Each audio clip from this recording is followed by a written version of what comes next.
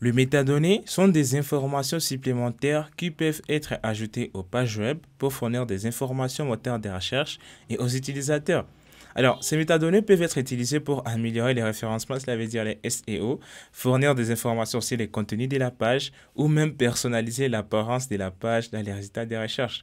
Dans cette vidéo, nous allons parler des métadonnées à Next.js.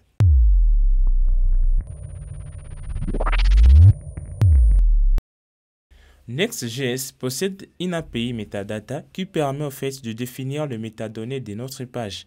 Alors, en parlant des métadonnées, on voit directement les données telles que les titres de la page, on voit la description de la page, l'image pour les Open Graph. Alors, il y a plusieurs données qu'on peut fournir, par exemple l'auteur, si c'est un article, on peut fournir l'auteur de cet article, etc. Alors, en Next.js, tout est possible et c'est facile à implémenter. Comme vous allez le constater, il existe deux façons d'ajouter les métadonnées dans notre application Next.js. Alors, la première méthode, c'est basé sur la configuration. Cela veut dire on exporte une fonction ou soit un objet métadonnées qui va générer des données pour nous. Et là, c'est la première méthode. Et la deuxième méthode est basée sur fichiers. Cela veut dire on utilise des fichiers pour générer des métadonnées pour notre page.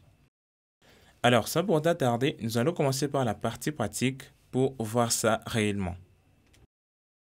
Voilà, pour cette partie pratique, on a notre projet qui est là. Donc, nous avons notre projet de base. On a vu les API dans la vidéo passée.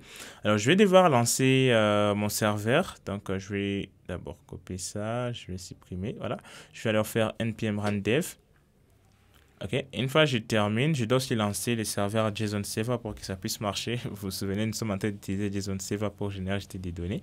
Alors là, je vais faire port 4000 et puis je vais spécifier la source des données. Voilà, .db.json. Alors, je vais lancer mon serveur et regarder ce que j'ai à l'écran. Alors, je vais devoir ouvrir ça. Où se trouve le lien? Voilà, sur le port 3000.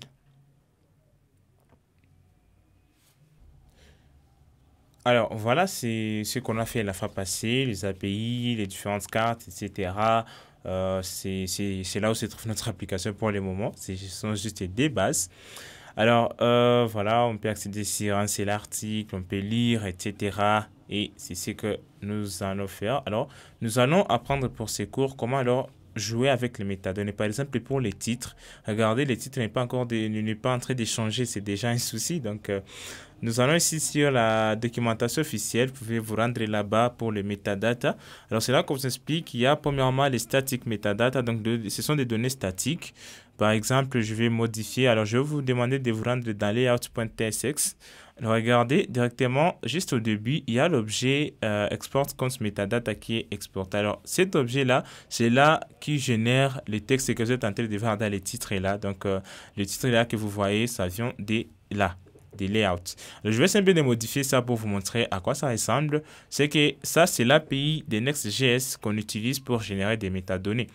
Alors, je vais faire cours Next.js. Je peux mettre la description. Donc, je vais spécifier, je vais enregistrer. Alors, je vais voir ce que ça va donner. Ça ne change pas encore. Ok, ça doit changer. Alors, regardez directement, j'ai cours Next.js. C'est que vous voyez que c'est trop simple. On exporte juste un objet à partir de notre fichier, de notre page. Donc, c'est ce qu'on fait. Alors, là, c'est l'objet qui va nous permettre de passer des métadonnées. Alors, il y a plusieurs métadonnées qu'on peut passer. Par exemple, on peut définir les auteurs. Par exemple, pour un article, on peut se dire que tel, ce sont les auteurs parce que ça prend paramètre un tableau. Et vous pouvez voir la documentation, regardez là en bas où on a proposé. Alors, mis à part les auteurs, il y a le mot-clé. Vous pouvez passer aussi les mots-clés de cette page-là. Il y a plusieurs données vraiment que vous pouvez passer. Tout ça, vous pouvez passer les JSON, les manifestes, vous pouvez passer les données Open Graph, les données Twitter, les robots, etc. Mais moi, ce qui m'intéresse beaucoup plus, c'est l'Open Graph. L'Open Graph, c'est l'API qui va nous permettre, au fait, de prévisualiser nos liens. Par exemple, lorsque vous partagez vos différents liens sur WhatsApp, alors, les données que vous allez mettre là, ce sont les données que WhatsApp va considérer pour prévisualiser vos liens. Alors, ça peut paramétrer les noms, le titre, l'URL, l'image, etc. Donc, je vais vous laisser, vous allez découvrir ça. Donc, vous pouvez pratiquer ça un peu. Mais c'est le rôle des Open Graph. Pour moi, ça vous aide à pour visualiser vos liens. Alors là, c'est pour toutes nos pages, parce que les layouts, ça englobe toutes nos pages. Comment est-ce que je peux faire alors pour définir juste les métadonnées pour ma première page? Alors, je vais vous montrer ce que nous allons faire. Alors, ici, c'est la même technique. Donc, on va exporter la fonction metadata et qui va contenir nos métadonnées. Alors, ce qu'on va faire, c'est quoi? On va exporter const metadata. Donc, on doit exporter metadata à travers Next.js. Voilà, je dois mettre M majuscule. Alors là, c'est le type. Alors là, on peut définir alors les titres de la page. Donc, de la page actuelle, je peux me dire Next.js. Alors, je vais mettre la description aussi. Bon, je vais mettre quoi? Voilà, sauf que je vais essayer un peu de changer les titres. Je vais dire, par exemple, ça, c'est la page d'accueil. Alors, je vais mettre accueil. Ok, je vais enregistrer, vous allez voir ce que ça va donner. Alors, vous pouvez ajouter d'autres métadonnées, tout dépend de vous. Mais moi, ce que je vais faire, regardez, automatiquement, nous avons Next.js, il y a un tiret accueil. Voilà, je vais un peu d'accéder sur un seul article. Regardez, je cours Next.js. Alors, d'où est-ce que ça vient? Comme je vous ai dit, layout, au fait, pour les routes dynamiques, on n'a pas encore défini des métadonnées. Vu qu'on n'a pas encore défini des métadonnées, Next.js va considérer les métadonnées qui sont dans les layouts. Alors, layout, ça permet de prendre tout. Donc, c'est l'élément parent de tous nos composants. Alors, pour que nous puissions avoir des données, des titres pour notre article, on doit générer ça. Parce qu'on ne connaît pas d'avance le titre de notre article ou de nos articles. Alors, vu que c'est fait, nous allons alors utiliser le dynamic metadata, donc les données dynamiques. Et c'est là qu'on doit exporter une fonction generate metadata qui va nous permettre de générer des métadonnées. Donc, on va faire une requête et trouver l'article et maintenant injecter ces données-là dans l'objet metadata. Alors, je vais copier ça, je vais venir ici et je vais coller juste tout en bas de notre fonction où on faisait appel à notre API. Alors, je vais coller la fonction. Je vais devoir supprimer cette paramètre. Je n'ai pas besoin de ça. Resolving metadata. Je vais importer ça. C'est le type aussi de mes données. Alors, pour metadata, aussi, je dois importer ça. Ok, alors une fois c'est fait, je dois récupérer l'ID qui se trouve dans les paramètres. Cela veut dire l'ID de l'article que je vais query. Et après, je dois renommer ça, ça doit être article, je ne sais pas product. Voilà. Alors, je vais lancer ma requête au niveau du serveur. C'est là que je vais venir, on a déjà créé cette fonction. Donc, je vais juste faire await get data. Donc, c'est la fonction qu'on a créée. Vous voyez que ça nous facilite déjà la tâche. Donc, je vais juste faire await get data. Et là, je vais passer l'ID. Et une fois que j'ai réussi alors les données, c'est là que je peux alors les afficher. Donc dans l'objet retourné là, c'est ça l'objet metadata. Donc là, sur title, je peux juste mettre les titres de l'article et comment renvoyer au niveau du backend. Donc, je vais faire article.titre. Voilà, je vais voir d'abord ce que j'ai mis. OK, donc c'est article.titre. Je vais mettre article.titre. Alors, une fois c'est fait, je peux ajouter la description aussi. Je peux juste faire en description. Ah non, description, voilà. Alors, article.contenu, je vais voir, est-ce que c'est contenu? Ouais, je vais mettre article.contenu. Alors, je peux ajouter, par exemple, les auteurs qui a écrit cet article. Donc, c'est un tableau parce qu'on considère que les auteurs, ils peuvent écrire beaucoup. Il y a plusieurs auteurs qui peuvent écrire un seul article. Donc, il y a les noms. Alors, vu que je n'aime pas l'URL, je vais faire name, c'est article.auteur. Alors, vu que je n'ai pas vraiment son URL, bon, je peux sauter. Si une fois vous pouvez mettre l'URL. Je vais mettre une virgule. Voilà.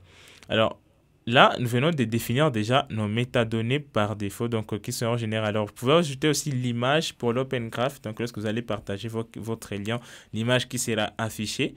Alors, vu que j'ai l'image déjà de chaque article, je peux juste copier ça et l'ajouter dans les rayons des images pour l'Open Graph. Alors, je vais enregistrer. Là, je vais devoir enregistrer. Je vais vous montrer ce que ça va donner dans le navigateur. Alors là, c'est la fonction fait qui va me permettre de générer des métadonnées dynamiquement. Donc, on fait la recherche au niveau du serveur et puis ça nous renvoie les données. Alors, je vais vous montrer. Regardez directement, il y a les titres qui a changé. Alors, je vais retourner, je vais cliquer sur un autre lien. Je vais voir, par exemple, le deuxième lien. Alors là, je dois actualiser parce que c'est caché. Donc, je vais simplement d'actualiser le navigateur. Et voilà, directement, les titres viennent de changer automatiquement. Alors là, nous sommes en train de générer les données dynamiquement, ce n'est pas statique. Là, je peux cliquer là-bas, je vais au cache et ça marche très bien. Ce qu'il faut savoir est que ces données ou ces API ne sont que disponibles dans les composants serveurs. C'est que c'est pas simple d'utiliser les exports metadata ou get generate metadata. Ça ne va pas marcher dans les composants clients. Il faut savoir que Next.js lance des requêtes. Donc, la requête pour les données, mais aussi pour les métadonnées, etc. Donc, il faut lire la documentation pour bien comprendre. Alors, nous allons parler maintenant des métadatas basés sur les fichiers. Alors là, ce sont des fichiers, donc vous renommez des fichiers qui vont être servis comme des métadonnées. Next.js va les servir en tant que des métadonnées. Et la première des choses, il y a les favicon, les opengraph, robotext, etc. Vous les voyez souvent. Alors moi, je vais parler des favicon, par exemple, pour changer l'icône qui est là-bas. Comment est-ce que vous allez procéder? Alors, c'est là qu'il faut juste ajouter l'image avec les noms favicon dans votre app Rota et ça va changer directement l'icône. Alors, je vais vous montrer ça en pratique, ne vous inquiétez pas. C'est ce que Next.js va générer. Donc, vous pouvez les faire soit manuellement ou soit laisser à Next.js de les faire. Alors, ce que je vais faire, c'est quoi? Je vais venir ici, je vais changer la petite icône qui est là. Alors, je vais télécharger une image.ico. Donc, je vous demande de télécharger cette image-là. Donc, vous aussi, vous pouvez télécharger, vous devez vous rassurer que c'est le fichier .ico, donc icône. Alors, je vais partir de la app. Donc, ça, c'est mon dossier. Alors, regardez, favicon, c'est le fichier là que nous sommes en train de faire. Alors, je vais simplement décoller ici mon fichier que je téléchargé. Donc, c'est le logo que vous êtes en train de voir là-bas. Je vais télécharger les fichiers je vais copier plutôt les fichiers que j'ai téléchargés. Et une fois que je viens de copier les fichiers que j'ai téléchargés, je vais supprimer l'ancien fichier qui était là. Et je vais renommer ça par favicon. Alors, c'est ça simplement pour changer l'icône. Vous voyez que ça ne demande pas beaucoup de choses. Donc, je vais supprimer ça et je vais renommer ça favicon. OK, je vais valider. Alors, vu le système de caching de Next.js, vous n'allez pas vraiment voir ça automatiquement parce que Next.js cache par défaut les assets. Alors là, ça ne change pas. Alors, ce que je vais faire, c'est quoi? Je vais couper le serveur. Ça ne va pas changer. Je vais devoir couper le serveur. Mais aussi, je vais supprimer les dossiers .next parce que c'est dans ces fichiers où on stocke aussi les caches. Alors, je vais venir ici dans mon dossier. Je vais supprimer les dossiers .next.